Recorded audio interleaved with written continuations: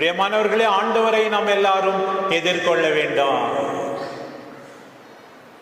எத்தனையோ பிள்ளைங்க, இளைஞர்கள், இளம் பெண்கள் சோம்பேறியா இருந்தா இன்றைக்கு என் வழியாய் வெளிப்படுகிற இந்த ஆண்டவருடைய வார்த்தையை கேட்டு மனம் மாறு.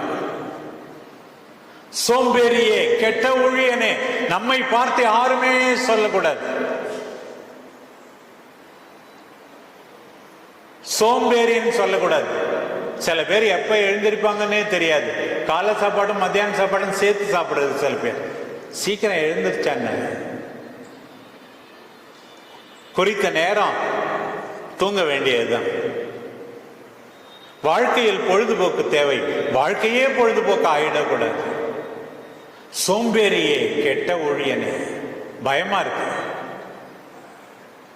பிரியமானவர்களே, இன்றைக்கு ஆண்டவர் அழைக்கிறார். எவ்வளவு கொடுத்திருக்கிறார்.